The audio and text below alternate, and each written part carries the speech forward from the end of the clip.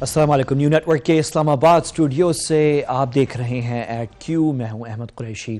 پاکستان کے سیاسی محاذ پر جو ہے سکون ہے اور یہ بہترین موقع ہے ہمارے لیے کہ تھوڑا سا ہم اپنی خارجہ پالیسی اور ہمارے ارد گرد جو ڈیولپمنٹس ہو رہی ہیں اس پہ نظر ڈالیں. اور بہت کچھ ہو رہا ہے اور کچھ میں اندر کی بھی باتیں جو ہمارے انٹرنل پالیٹکس سے ریلیٹڈ ہیں اس پہ بھی میں کچھ چیزیں آپ کو دکھانے جا رہا ہوں. لیکن ہم شروع کرتے ہیں پاکستان اور ٹرمپ. اور لگتا یہ ہے کہ پاکستان نے فیصلہ کر لیا, لگ ایسا رہا ہے کہ پاکستان نے فیصلہ کر لیا ہے کہ ہم نئے امریکی صدر ڈونلڈ ٹرمپ کے ساتھ کام کر سکتے ہیں. اور پاکستان اور صدر ٹرمپ کی جو انتظامیہ ہے ان کے درمیان تعلقات کے جو امکانات ہیں وہ روشن ہیں, وہ اچھے ہیں. آپ میں سے بہت سے لوگ اس چیز پہ سرپرائزڈ ہوں گے لیکن یہ فیکٹ ہے. لیکن وہ کیسے روشن امکانات ہیں وہ میں آپ کو بھی ایکسپلین کرتا ہوں. لیکن پہلے میں آپ کو بتاؤں وہ جو مسلم بین کے حوالے سے جو اس وقت بہت شور مچا ہوا ہے امریکہ میں بھی, یورپ میں بھی اور دنیا بھر کے اندر, اس حوالے سے جو ہے وہ دو تین ڈیولپمنٹس بڑی انٹرسٹنگ ہوئی ہیں. کیا وہ ڈیولپمنٹس ہیں؟ ایک ڈیولپمنٹ یہ ہوئی ہے کہ متحدہ عرب امارات یو اے ای کے جو وزیر خارجہ ہیں شیخ عبداللہ بن زائد, انہوں نے جو ہے ایک سٹیٹمنٹ دی ہے اور یہ سٹیٹمنٹ کی میرے سامنے ہے. انہوں نے کہا ہے کہ جو ویزا, یہ جو بین ہے, یہ ویزا بین یہ جو ہے امریکہ کا اندرونی فیصلہ ہے, ایک ریاستی فیصلہ ہے. ان کا حق ہے کہ وہ ویزے جس کو جاری کرنا چاہیں وہ کر سکتے ہیں اور جس کو نہیں کریں وہ ان کی مرضی ہے. تو ایک طرح سے انہوں نے ڈیفینڈ کیا اس پوزیشن کو. اس کے بعد پھر ہم نے دیکھا کہ جو تیل کے وزیر ہیں سعودیہ کے خالد الفالح, ان سے پوچھا گیا تھا کہ امریکہ نئی انتظامیہ کے دور میں جو ہے تیل کی پالیسی پہ سعودیہ کی اور دنیا کی جو ہے اس پہ کوئی اثر انداز ہو سکتا ہے ٹرمپ کی جو پالیسیز ہیں. اور بیچ میں پھر ان سے یہ بھی پوچھا گیا کہ یہ جو مسلم 7 ممالک جو ہیں جن پہ بین 90 دن کے لیے ایک ٹیمپرری بین ہے لگایا گیا ہے, جب تک ایک پالیسی نہیں آتی, ٹرمپ انتظامیہ نے ایک ٹیمپرری بین لگایا ہے 90 دنوں کا. تو کیا یہ بین جو ہے وہ اس کو آپ کنڈیم کرتے ہیں؟ تو انہوں نے کہا کہ ان کا جواب تھا, یہ آپ دیکھیں کسی نے کوٹ کیا ہے اسکرین پہ, واٹ مسلم بین؟ کون سا مسلم بین؟ مسلم بین تو نہیں ہے یہ. اور پھر اس کو انہوں نے اپنے طور پہ ایکسپلین کیا. انہوں نے بھی کہا کہ یہ امریکہ کا اندرونی معاملہ ہے, مطلب یہ کوئی مسلم بین تو نہیں ہے. 6-7 ممالک ہیں یا اس کو 90 دنوں کے لیے وہ روک رہے ہیں ویزا جب تک ایک نئی پالیسی ویزا کی نہیں آتی, تو یہ مسلم بین تو نہ ہوا. اچھا, اس کے علاوہ ایک اور ڈیولپمنٹ ہوئی ہے جو میں آپ کو دکھا رہا ہوں, جو یہ اس طرف جاتی ہے, بات کو اس طرف لے کر جا رہی ہے کہ واقعی یہ مسلم بین نہیں ہے. ایک اور ڈیولپمنٹ ہے, وہ کیا ہے؟ وہ ڈیولپمنٹ یہ ہے, برزو دراغی یہ امریکی جرنلسٹ ہیں جو کہ ترکی میں ہوتے ہیں اور بز فیڈ ایک بہت بڑی امریکی نیوز آرگنائزیشن ہے, ادارہ ہے, اس میں کام کرتے ہیں. انہوں نے رپورٹ کیا پچھلے ہفتے کہ یہ جو امریکہ میں ویزا سسٹم جو پورا ہے اس کو اوور ہال کیا جا رہا ہے, اس سے انڈیا کی جو سب سے بڑی ٹیکنالوجی کمپنیز ہیں انہوں نے $7 بلین کا نقصان ہوا ہے 1 گھنٹے کے اندر, کیونکہ جو ویزا ریسٹرکشن ٹرمپ انتظامیہ انٹروڈیوس کروانے جا رہی ہے اس سے سب سے زیادہ نقصان مسلمانوں سے زیادہ, یعنی وہ 7 ممالک, سارے مسلمان تو نہیں لیکن وہ 7 ممالک جو ہیں جن پہ بین 90 دن کا لگایا گیا, اس سے زیادہ نقصان ان ممالک کا ہے جن کے بہت سے لوگ ویزا لے کر آتے ہیں جن میں انڈیا ہے. انڈیا کے کیونکہ ٹیکنالوجی کمپنیز جو ہیں وہ کام کر رہی ہیں سلیکن ویلی میں, اور بہت ساری امریکی جو گوگل اور مائکروسافٹ اور دوسرے جو ہیں انہوں نے انڈیا میں آفیسز کھولے میں, تو ان کے جو لوگ بے تحاشا درجنوں اور سینکڑوں کے حساب سے امریکہ آتے ہیں, تو ان کے اب ویزے بند ہو جائیں گے. اور اس کی وجہ سے جو ویلیو تھی اسٹاک مارکیٹ میں ان انڈین کمپنیز کی 1 گھنٹے میں اتنی کم ہوئی ہے کہ تقریباً $7 بلین کا نقصان ہے یہ امریکی میڈیا نے. تو اس سے بھی ایک چیز اور ثابت ہو رہی ہے کہ یہ ویزا اوور ہال جو امریکہ میں ہو رہا ہے اس میں بہت سے لوگ اس کے زمرے میں آ رہے ہیں, اس میں انڈینز آ رہے ہیں, اس میں میکسیکنز آ رہے ہیں, اور اس میں وہ 7 ممالک کے باشندے بھی آ رہے ہیں. اچھا, 7 ممالک کے باشندے کے حوالے سے جو ہے میں نے آپ کو پہلے ایک بات بتائی تھی کہ 7 میں سے 5 جو ہیں, مطلب 2 کو نکال لیں, سودان اور یمن کو, اور باقی جو 5 ہیں وہ ممالک جو ہیں تقریباً 19-30 سال سے ان کے جو پاسپورٹ ہولڈر ہیں, یعنی کہ شام, عراق, ایران, کسی حد تک جو ہے وہ لبنان بھی تھا کسی وقت میں جو ہے, اور سودان ہے اور یمن ہے, لیبیا ہے, افغانستان ہے. یہ وہ ممالک ہے جو 30 سال سے جو بھی پاسپورٹ ہولڈر ہوگا ان ممالک کا, ان کو مشکلات کا سامنا ہے, ان کو ویزے مشکل سے ملتے ہیں دنیا بھر میں.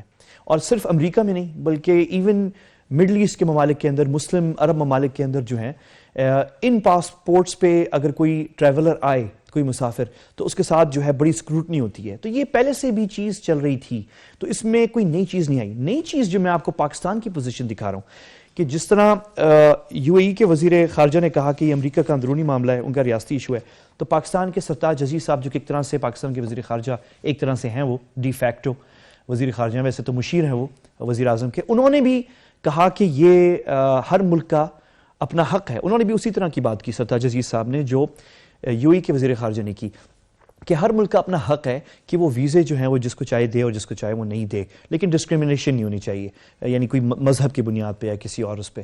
اور وہی بات سرتاج عزیز صاحب نے کی ہے کہ ہر ملک کا حق ہے کہ وہ ویزا اپنا نظام اپنائے. لیکن ہم دیکھ رہے ہیں پھر بھی امریکہ کا، اگر واقعی اس میں کوئی ایسی بات ہے تو ہم دیکھیں گے. پاکستان اس میں شامل نہیں ہے. تو یہ ایک بڑی ڈیولپمنٹ ہے. یہ بڑی ڈیولپمنٹ ہے کہ پاکستان کے وزیر خارجہ یا ڈی فیکٹو وزیر خارجہ سرتاج عزیز صاحب، یو اے ای کے وزیر خارجہ، سعودیہ کے آئل تیل منسٹر، ان سب نے کہا ہے کہ یہ یعنی ابھی تک جو ہے یہ کوئی مسلم بین ہمیں نظر نہیں آ رہا، یہ کوئی مسلم بین نہیں ہے. لیکن اس کے برعکس سی این این جو ہے اور امریکہ کے بیشتر وہ میڈیا جو صدر ٹرمپ کے مخالف ہے، وہ بضد ہے اس بات پہ کہ نہیں یہ مسلم بین ہے. اب مسلم بین، اب یہ ڈیبیٹ ہو گئی ہے کہ مسلم بین سارے مسلمانوں پہ بین لگے گا تو مسلم بین ہوگا یا 7 ممالک پہ. اور اسی طرح ڈونلڈ اچھا یہ دیکھتے ہوئے پاکستان کا جو بیان آیا ہے اس کے اوپر، یو اے ای کا آیا ہے، سعودیہ کا آیا ہے، اس پہ دیکھتے ہوئے شاید ڈونلڈ ٹرمپ نے آج ٹویٹ کی اور وہ کہتے ہیں کہ یہ اسکرین پہ دیکھ رہے ہیں، وہ کہتے ہیں کہ یہ بڑی انٹرسٹنگ بات ہے کہ کچھ ممالک مڈل ایسٹ کے اندر جو ہیں وہ متفق ہیں، وہ کہتے ہیں کہ یہ مسلم بین اس طرح سے نہیں ہے، یعنی کہ متفق ہیں. اور پھر وہ یہ بھی کہتے ہیں کہ کچھ لوگوں کو آپ کو روکنا چاہیے، کچھ لوگ جو ہیں ہوتے ہیں مشکوک اور اس طرح، اور ان کو آپ کو روکنا چاہیے. خیر ٹرمپ کی اپنی اس کی میننگ ہوگی، اس کی جو بھی وہ لے رہا ہے، لیکن یہ ڈیولپمنٹ ہوئی ہے. اچھا اب پاکستان کے اور ٹرمپ کے کیوں روشن امکانات ہیں؟ اس کے بہت سمپل ہیں. یہ بڑی امپورٹنٹ ڈیولپمنٹ ہے کہ لگ یہ رہا ہے کہ پاکستان نے یہ فیصلہ کر لیا ہے کہ ہم ٹرمپ انتظامیہ کے ساتھ کام کر سکتے ہیں، اور اس کے بڑے اشارے ہیں کہ یہ ہم مل کے کام کر سکتے ہیں. پہلا اشارہ یہ ہے کہ ٹرمپ انتظامیہ نے ان 7 ممالک کی جو لسٹ ہے اس میں پاکستان کو شامل نہیں کیا، تو یہ پہلی ڈیولپمنٹ تھی. دوسری ڈیولپمنٹ یہ ہوئی کہ ٹرمپ انتظامیہ نے کھل کے بتایا کہ ہم روس کے ساتھ چلنے کو تیار ہیں، اور جو مخالفین ہیں امریکی اسٹیبلشمنٹ میں، سی آئی اے کے اندر اور دوسری جگہوں پہ اسٹیٹ ڈپارٹمنٹ نے، ان کی باتوں میں نہیں آ رہے روس کے بارے میں. یہی بات پاکستان پہ بھی لاگو ہوتی ہے. پاکستان کے بارے میں زیادہ تر جو تھوڑا سا ابھی بھی غصہ ہے تو وہ سی آئی اے اور کچھ ملٹری حلقوں میں ہے، کچھ کسی حد تک اسٹیٹ ڈپارٹمنٹ میں بھی ہے. لیکن صدر ٹرمپ جو ہیں انہوں نے جب گفتگو کی، جب وزیر اعظم نواز شریف صاحب نے فون کیا تھا انہیں مبارکباد دینے کے لیے جیتنے پر انتخابات میں، تو جو باتیں امریکی صدر نے پاکستان کے بارے میں کی، عام طور پہ روایتی سفارت کاری کے اندر امریکی صدور اس طریقے سے پاکستان کی تعریفیں نہیں کرتے، لیکن صدر ٹرمپ نے کی. اور یہ ایک بہت بڑا کھلا اشارہ تھا کہ روایتی سوچ پاکستان کے بارے میں واشنگٹن ڈی سی میں جو ہے، صدر ٹرمپ اس سے ہٹنا چاہ رہے ہیں، اس سے ہٹ کے کام کرنا چاہ رہے ہیں. اور یہ تو میں آپ کو بتا دوں کہ اوباما جو تھے وہ پاکستان کے لیے بہت برے تھے. اوباما 3 دفعہ اس خطے میں آئے ہیں، 1 دفعہ افغانستان گئے ہیں، 2 دفعہ انڈیا گئے ہیں. لیکن جو پاکستان جو امریکہ کا حلیف رہا ہے سالوں سال کولڈ وار کے اندر اور اس کے بعد میں بھی، ایک گزرتے ہوئے کوئی چھوٹا سا جیسچر بھی انہوں نے نہیں کیا کہ پاکستان ایک حلیف ملک ہے، اس کو کوئی اچھا سا میسج دے. تو اور پھر ایک اور بہت اہم بات ہے، وہ جو گفتگو ہے، جو روایتی سوچ صدر ٹرمپ امریکی صدور کی رہی ہے پاکستان کے بارے میں، اس سے صدر ٹرمپ ہٹ رہے ہیں. ایک اور ڈیولپمنٹ یہ ہوئی ہے کہ ابھی نظر آ رہا ہے کہ صدر ٹرمپ جو ہیں، جو امریکہ کے روایتی حلیف تھے اس پورے خطے کے اندر، ان کے پھر سے قریب آ رہے ہیں، پھر سے ان سے بات چیت کر رہے ہیں. خود انہوں نے فون کیا ہے یو اے ای کے پریزیڈنٹ کو، خود انہوں نے ملاقات کی ہے باقاعدہ اردن کے بادشاہ کنگ عبداللہ سے، جو کہ پاکستان کے بھی بہت قریبی حلیف ہے. پھر میں نے آپ کو پہلے سے بتایا تھا کہ انڈیا کے پرائم منسٹر سے بعد میں بات ہوئی تھی، پہلے انہوں نے جو کال لی تھی وہ پاکستان کے وزیر اعظم سے لی تھی. تو یہ ساری باتیں جو ہیں آپ کو بتاتی ہیں کہ یہ پاکستان میں لگ رہا ہے کہ ایک فیصلہ ہوا ہے کہ ہم صدر ٹرمپ کے ساتھ بات کرتے ہیں. اور یہی ساری بات جو میں نے آپ کو بتائی ہے، ایک طرح سے اس کے قریب قریب جلیل عباس جیلانی صاحب جو پاکستان کے قابل سفیر ہیں واشنگٹن میں، انہوں نے بھی اس طرح کی بات کی. انہوں نے یہ جیو نیوز کو انٹرویو دیا تھا، آج سے میرے خیال میں کوئی 10-12 دن پہلے, اور انہوں نے قریب قریب یہی بات کی کہ پاکستان جو ہے لگتا ہے کام کر سکتا ہے صدر ٹرمپ کے ساتھ. دیکھیں انہوں نے کیا کہا. میری پرسوں رات کو ملاقات ہوئی تھی پریزیڈنٹ الیکٹ ٹرمپ سے, جب وہ انہوں نے ڈپلومیٹک کور کو یہاں پر جو جتنے بھی ایمبیسڈرز ہیں ان کو دعوت دی, اور وہ بہت ہی پازیٹیو ملاقات تھی. اس ملاقات کے اندر انہوں نے پاکستان کے بارے میں بہت اچھے الفاظ استعمال کیے, بہت ہی خیر سگالی کے الفاظ تھے پاکستان کے لیے, پاکستان کی لیڈرشپ کے لیے, پرائم منسٹر آف پاکستان کے لیے. تو انہوں نے بہت ہی اچھے الفاظ میں انہوں نے یاد کیا, اور انہوں نے اپنی جو ٹیلی فونک کانورسیشن کا حوالہ دیا کہ میری آپ کے وزیر اعظم نواز شریف صاحب سے بہت اچھی گفتگو رہی, اور یہ کہ میں پاکستان کے ساتھ بہتر تعلقات دیکھنا چاہوں گا آنے والے دنوں میں. یہ ایک بڑی پازیٹیو ڈیولپمنٹ ہے. لاسٹلی اس پوائنٹ کے اوپر میں نذیر میاں صاحب یہ بات ضرور کہوں گا کہ اگر آپ انٹرویو دیکھیں وائس پریزیڈنٹ الیکٹ مسٹر پینس کا جو انہوں نے ایک ٹیلی ویژن نیٹورک کو دیا تھا, اس کے اندر بھی انہوں نے بہت ہی پازیٹیو الفاظ میں پاکستان کا ذکر کیا, اور اس میں اس بات کا بھی انہوں نے ذکر کیا کہ ٹرمپ ایڈمنسٹریشن وہ ہندوستان اور پاکستان کے درمیان جو ایک ٹینشن ڈیولپ ہو چکی ہوئی ہے اس ٹینشن کو بھی وہ ختم کرنے کی ڈیفیوز کرنے کی کوشش کریں گے, اور اس کے علاوہ کشمیر کے اوپر بھی اس کا جو ایک دیرینہ مسئلہ ہے اس کو بھی ریزالو کرنے کی. اور ایک آخری سائن کہ پاکستان میں لگتا ہے کہ فیصلہ ہو گیا کہ ہم صدر ٹرمپ کے ساتھ کام کر سکتے ہیں, اور صدر ٹرمپ پاکستان کی بات سننے کے لیے تیار ہے, اوباما کی طرح نہیں.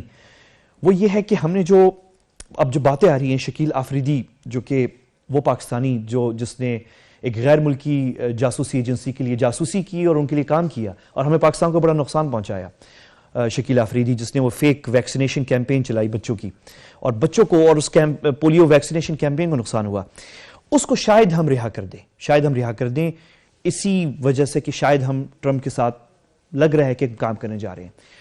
اور ایک اور بھی چیز لگ رہا ہے, کل آپ کو میں نے بتایا تھا کہ حافظ سعید صاحب کی جو نظر بندی کا فیصلہ ہوا ہے, لگتا ہے کہ وہ بھی اس لیے ہوا ہے کہ واشنگٹن ڈی سی کے اندر جو پرو انڈیا لابی ہے جو کہتی ہے کہ ٹھیک ہے صدر ٹرمپ اگر آپ پاکستان کے ساتھ کام کرنا چاہ رہے ہیں لیکن پاکستان کے ساتھ ہمارا مسئلہ حافظ سعید کا جماعت الدعوہ کا ہے, تو ان کی زبانیں بند کرنے کے لیے لگتا ہے کہ ہو سکتا ہے پاکستان ایک وجہ ہو سکتی ہے حافظ سعید صاحب کی نظر بندی کی وجہ, جو کہ میں نے آپ کو کل بتایا تھا کہ میرے بھی نظر خیال میں ٹائمنگ اس کی بہت غلط تھی. یوم یکجہتی کشمیر اس وقت ٹائمنگ بھی اس کی غلط تھی, اور بھی چیزیں اس میں بہت ساری غلط ہیں. لیکن ایک جو اس کا میں نے آپ کو یہ کل کہا تھا کہ ایک اگر اس کا کوئی مثبت پہلو ہے تو شاید یہ ہے کہ ایک اشارہ جو پاکستان کے مخالفین ہیں واشنگٹن ڈی سی میں جو صدر ٹرمپ کو پاکستان کے ساتھ کام کرنے سے روک سکتے ہیں, ان کے لیے میسج ہے. تو یہ ایک بڑی انٹرسٹنگ ڈیولپمنٹ ہے کہ پاکستان شاید کام کرنے جا رہا ہے, یا لگتا ہے کہ پاکستان یہ اب سمجھ رہا ہے کہ صدر ٹرمپ کے ساتھ کام کیا جا سکتا ہے, اور صدر ٹرمپ پاکستان کے ساتھ مل کر کام کرنے کے لیے تیار ہیں, ان لائک پریزیڈنٹ اوباما جو بالکل پاکستان سے کوآپریٹ کرنے کے لیے تیار نہیں تھے, اور ان کے دور میں جو ہے بڑی سرد مہری آ گئی تھی ہمارے تعلقات میں. وقفہ لیتے ہیں, واپس آئیں گے اور تھوڑا سا انڈین فلمز پہ نظر ڈالتے ہیں. میرے ساتھ رہیے گا.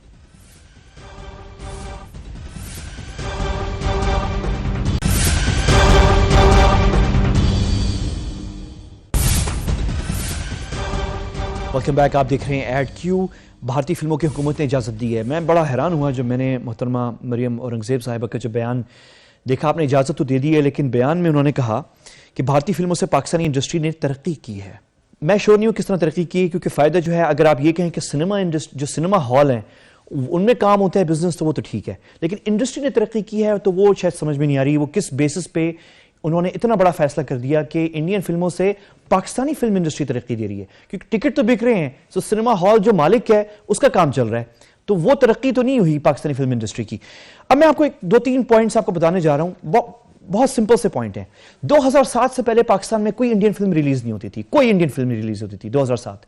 مشرف صاحب نے جب بیک چینل ڈپلومیسی انڈیا سے شروع کی تھی, اور اس چینل کو برقرار رکھنے کے لیے انہوں نے اس حد تک چلے گئے تھے کہ جب سمجھوتا ایکسپریس کا دھماکہ ہوا تھا اس میں پاکستانی مارے گئے تھے, اور انڈیا کے اندر دہشت گردوں نے مارا تھا. انہوں نے الزام ISI پہ لگایا تھا، لیکن پاکستانی حکومت نے اس پہ اس طرح کا جواب نہیں دیا تاکہ انڈیا ناراض نہ ہو، بیک چینل ڈپلومیسی چلتی رہے. تو اس 2007 سے پہلے کوئی انڈین فلم ریلیز نہیں ہوتی تھی. اس کے بعد اب جو ہے عام فلم جو انڈین ریلیز ہوتی ہے پاکستان میں، وہ کم از کم 2 کروڑ کا بزنس کرتی ہے، کم از کم 2 کروڑ کا بزنس. پاکستانی مارکیٹ جو ہے اس وقت ٹاپ 5 مارکیٹ ہے انڈیا کے لیے، بہت اہم ہے.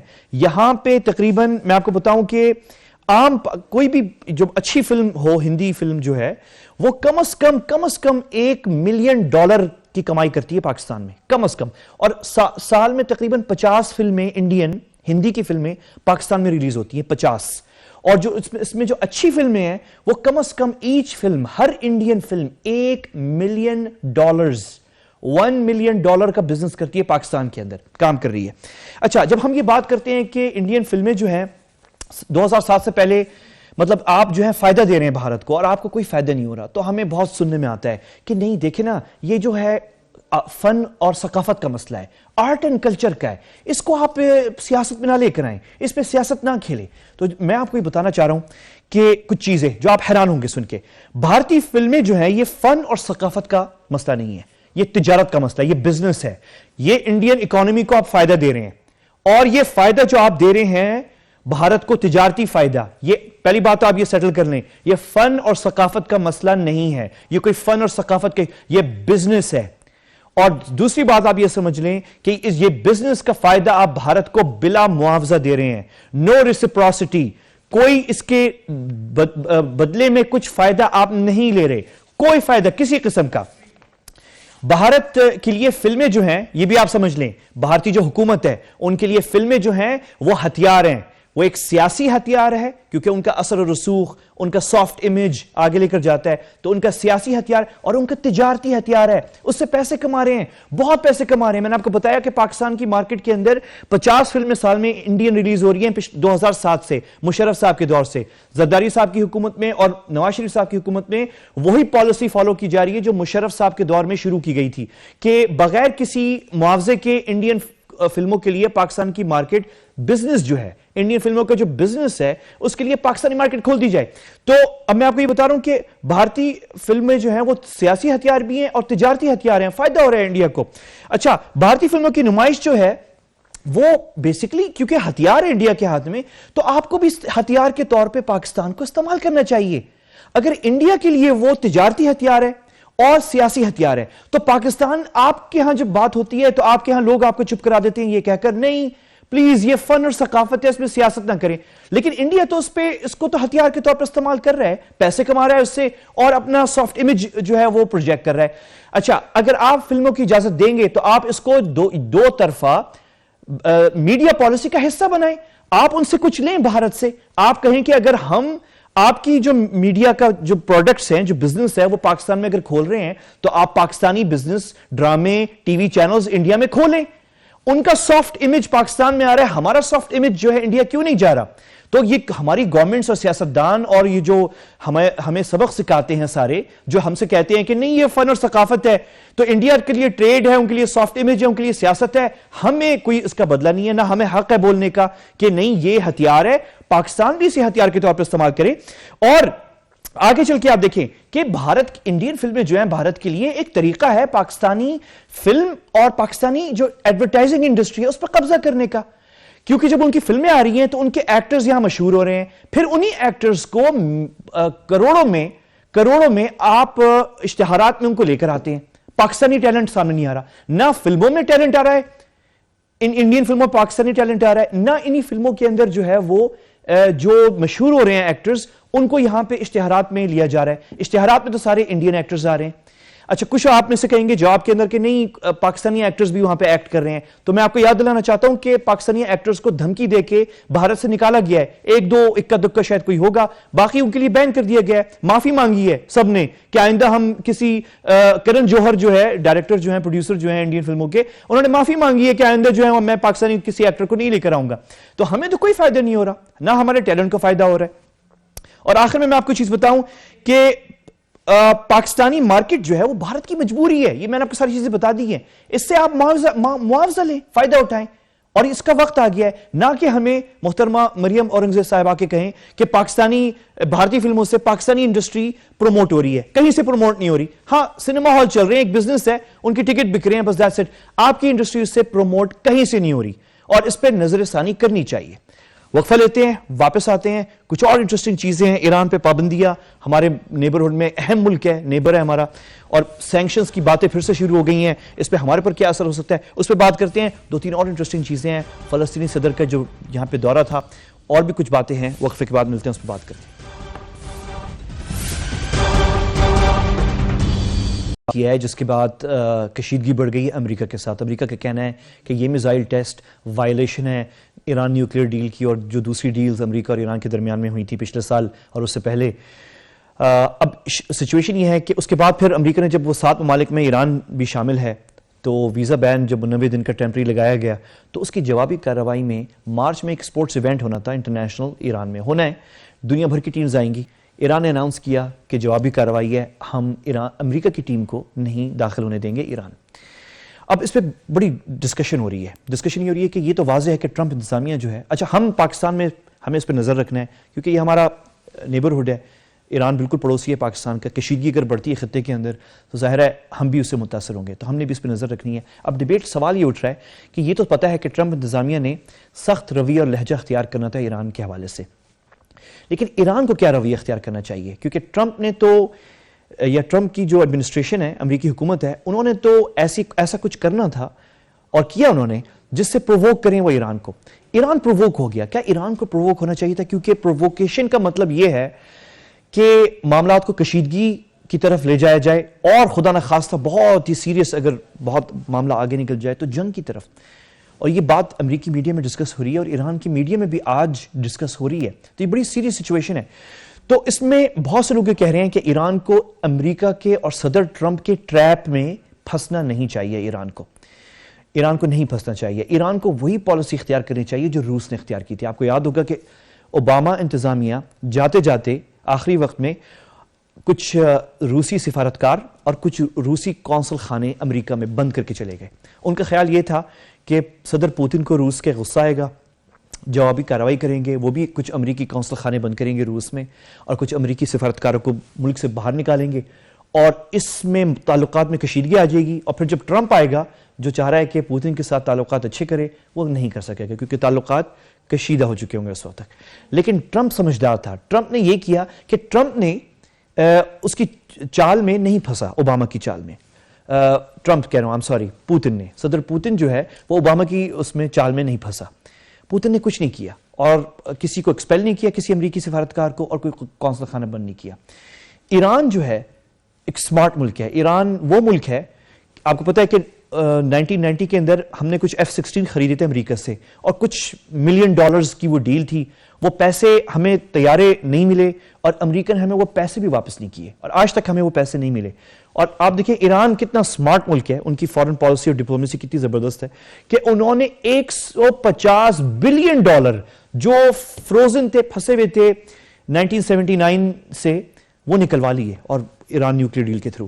تو ایران بڑا، ان کی ڈپلومیسی بڑی زبردست ہے. لیکن اس وقت یہ ہوا ہے کہ ایران لگ رہا ہے کہ جلد بازی کر گیا ہے، اور ایران نے جو پابندی لگا دی ہے امریکی ٹیم کے اوپر، یہ شاید نہیں لگانی چاہیے تھی. کیوں؟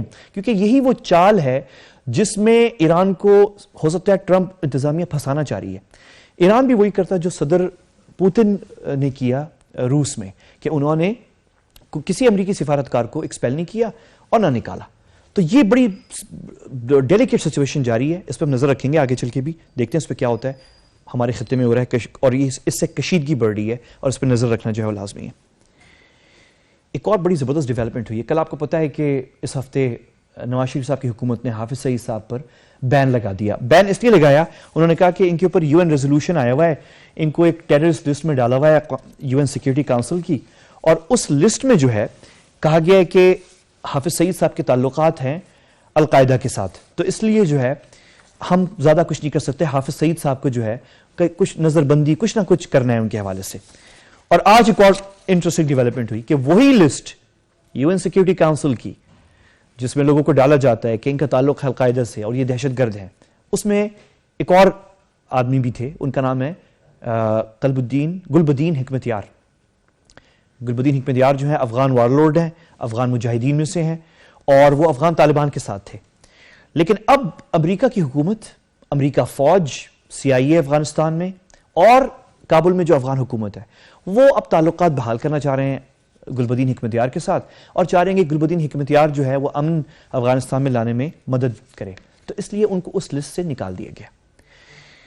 اور یہ بڑی ڈیولپمنٹ ہے دو حوالے سے. ڈیولپمنٹ اس لیے ایک حوالے سے اس لیے ہے کہ میں آپ کو بس دکھانا چاہ رہا ہوں کہ یہ لسٹ جو ہے اس میں سے نام ڈلتے ہیں اور نام نکلتے ہیں. حافظ سعید صاحب کے حوالے سے یہ ہے کہ ان کے خلاف پاکستانی کورٹس میں کوئی کیس نہیں ہے. ممبئی اٹیک جو کیس، جو الزام بھارت نے لگایا تھا، اس کا کوئی ثبوت نہیں ہے.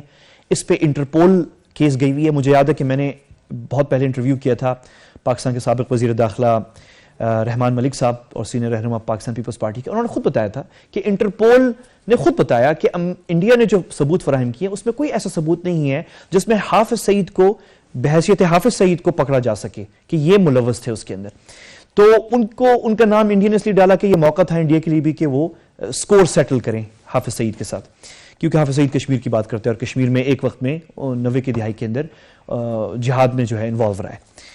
اچھا، تو ایک تو یہ اہمیت ہے اس کی. دوسری اہمیت یہ ہے کہ افغانستان میں یہ بڑی ڈیولپمنٹ ہوئی ہے کہ گلبدین حکمت یار جو ہیں وہ سیکیورٹی کونسل اقوام متحدہ کی لسٹ سے نکال دیے گئے ہیں اور اب ان کو امن مذاکرات میں جو ہے شامل کیا جا رہا ہے. یہ بڑی ڈیولپمنٹ ہے. اس لیے بھی ڈیولپمنٹ ہے کہ پاکستان سے اکثر کہا جاتا ہے کہ آپ کیوں افغان طالبان کے ساتھ تعلقات رکھتے ہیں، یہ تو غلط ہے، یہ تو دہشت گرد ہیں، آپ کو نہیں رکھنا چاہیے. اور ہم سمجھاتے ہیں کہ دیکھیں ہم نے اس خطے میں رہنا ہے.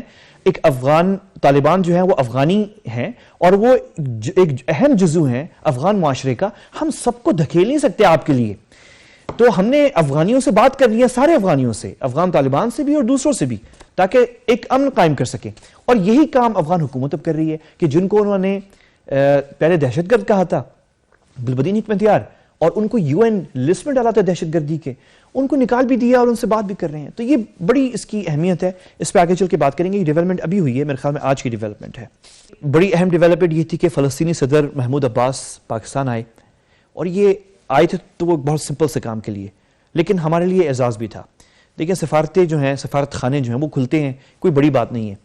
لیکن صدر محمود عباس بالخصوص پاکستان آئے اور پاکستانی وزیر اعظم کے ساتھ کھڑے ہو کر انہوں نے افتتاح کیا ہے سفارت خانے کی بلڈنگ کا.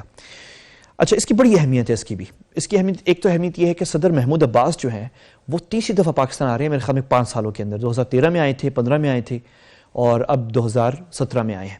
تو ایک تو یہ ہے. دوسرا یہ ہے، اس سے ثابت ہوتا ہے کہ ہمارے تعلقات PLO کے ساتھ، پیلسٹینین لبریشن آرگنائزیشن جو ہے، جو یاسر عرفات کی تھی، اس سے بڑے مضبوط ہیں ہمارے تعلقات، بڑے سٹرونگ ہیں. تیسرا اس سے یہ سوال اٹھتا ہے کہ ہمارے تعلقات حماس جو کہ PLO کی مخالف ہے اور وہ غزہ میں ہے، اس کے ساتھ کیا تعلقات ہیں پاکستان کے؟ کیونکہ اس وقت حماس جو ہیں وہ بڑے غور سے دیکھ رہے ہوں گے، کیونکہ پاکستان بڑا اہم ملک ہے OIC کے اندر، اور خطے میں بھی بڑا اہم ہے، UN میں بڑا اہم ہے. پاکستان کی ڈپلومیسی جو ہے بڑی روبسٹ ہے. فلسطین کے اوپر ہمارا کام جو ہے بڑا مضبوط ہے. تو پاکستان کا جو ووٹ ہے اور پاکستان جو بولتا ہے فلسطین کے اوپر UN میں، انٹرنیشنل فورم سے بڑا کاؤنٹ کرتا ہے. فلسطینیوں کو اس بات کا پتہ ہے.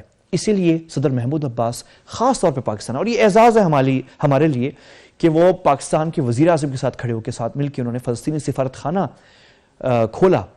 اور یہ بھی پاکستان کی طرف سے ایک اور سگنل تھا. سگنل ہمیں دینے کی ضرورت تو نہیں تھی، لیکن ایک اور سگنل تھا کہ پاکستان کی طرف سے بہت سٹرونگ سپورٹ ہے فلسطینی ریاست کو، جس کے صدر محمود عباس ہے. اچھا، حماس بھی دیکھ رہے ہوں گے اس چیز کو، اس وزٹ کو، کیونکہ حماس جو ہے وہ آئسولیشن کا شکار ہیں. ان کو خود عرب لیگ کے اندر اور خطے میں OIC عرب لیگ کے اندر بھی کچھ آئسولیشن کا سامنا ہے، کچھ ایشوز ہیں.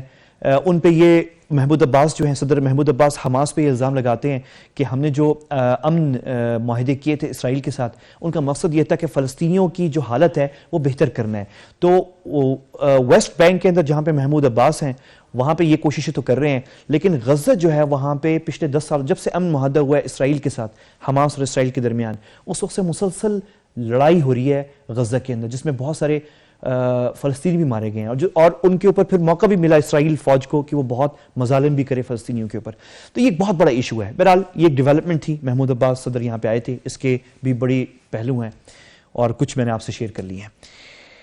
آخر میں جو ہے میں آپ کو ویری کوئکلی ایک بہت امپورٹنٹ ڈیولپمنٹ جو ہے وہ کشمیر کے حوالے سے ہے، اور وہ یہ ہے کہ جو ڈیفنس اٹیشے ہیں جرمنی کے پاکستان میں، جو ڈیفنس اٹیشے ہیں جرمنی کے، وہ آج انہوں نے ایل او سی کا دورہ کیا ہے پاکستانی سائٹ پہ، ظاہر ہے جو جرمن سفارت خانہ ہے اسلام آباد میں. یہ بہت اہم ہے. کیوں؟ کیونکہ ای یو کے اندر جرمنی جو ہے بہت بڑا ملک ہے، اس کا بڑا اثر و رسوخ ہے، اور پاکستان کی ایک پوزیشن ہے کہ ایل او سی کے اوپر وائلیشنز ہو رہی ہیں اور انڈیا جو ہے وہ وائلیشنز کر رہا ہے، اور ہم تو انٹرنیشنل کمیونٹی کو چاہ رہے ہیں کہ وہ انگیج ہو، اس میں انوالو ہو اس معاملے کے اندر. تو یہ ایک بڑا مثبت جو پاکستان کی کشمیر پالیسی ہے اس میں ایک بڑا مثبت پیش رفت ہے پاکستانی سفارتکاری کے لیے اور پاکستانی ڈپلومیسی کے لیے، کہ جرمنی کے جو ڈیفنس اٹیشے ہیں، جو نمائندہ ہیں جرمن ملٹری کے، اور ظاہر ہے جرمن گورنمنٹ کی اجازت سے وہ جا کے ریویو کرنے گئے ہیں، دیکھنے گئے ہیں کہ حالات کیسے ہیں اس ٹیمپرری سیز فائر لائن پر جسے ایل او سی کہا جاتا ہے کشمیر میں. تو یہ ایک بڑی اہم ڈیولپمنٹ ہے، کیونکہ کل ہی جو ہے وہ یوم یکجہتی کشمیر بھی ہے، اور اس حوالے سے میرا کل خاص پروگرام ہے، آپ نے کل رات 8 بجے ضرور دیکھنا ہے، کیونکہ میں روایت سے عام طور پہ جو یوم یکجہتی کشمیر کے حوالے سے پروگرام ہوتے ہیں اس سے تھوڑا سا ہٹ کے ہوگا، کیونکہ مجھے ایک ینگ کپل مقبوضہ کشمیر سے، اور وہ کپل سیاست میں ہے اور بڑا طاقتور ہے، پاور کپل ہے اسے میں کہتا ہوں، وہ مجھے کل جوائن کر رہا ہے. کل آپ مجھے ضرور جوائن کریں گے، اور آپ ضرور اگر آپ کو وقت ملا مجھے ضرور جوائن کریے گا. لیکن ساتھ ہی جو ہے کل ایک اور بڑا انٹرسٹنگ ایونٹ ہو رہا ہے اسلام آباد میں، اور وہ ہے ایک بائک رائیڈ ہو رہی ہے. یکجہتی جو نوجوان ہے کشمیر کے اندر، وہ دنیا کی دوسری بڑی فوج کا مقابلہ کر رہے ہیں جو بھارت کی ہے، اور ان کے ساتھ اظہار یکجہتی کے لیے ہم ایک سائیکلنگ اور ایک بائک رائیڈ کر رہے ہیں یہاں پہ جو کشمیر ایکٹیوسٹ ہیں اسلام آباد میں. اور یہ آپ سکرین پہ دیکھ رہے ہیں، ride for cause on Kashmir solidarity day. یہ سینٹورس مال سے شروع ہوگا، 12 بجے سب اکٹھے ہوں گے سینٹورس کے سامنے دوپہر کل 12 بجے، اور 12 بجے کے بعد یہ نکلیں گے تمام اسلام آباد ہائی وے، اور اختتام ہوگا تقریباً کوئی 2 بجے کے قریب نیشنل پریس کلب F6 میں اسلام آباد میں. تو اگر آپ شوقین ہیں سائیکلنگ کے یا بائک رائیڈنگ کے اور جوائن کرنا چاہتے ہیں، تو یہ ہمارے ایڈ کیو پیج فیس بک کے اوپر ہم شیئر کر رہے ہیں تمام تفصیلات. آپ نے رجسٹر کرنا ہے، آپ ضرور رجسٹر کریں، شریک ہوں اور دکھائیں کشمیری نوجوانوں کو، یوتھ جو ہے کشمیر کی، کہ ہم آپ کے ساتھ ہیں. وقت میرا بالکل ختم ہے، کل انشاءاللہ ملاقات ہوتی ہے. مجھے اجازت دیجیے، اللہ حافظ.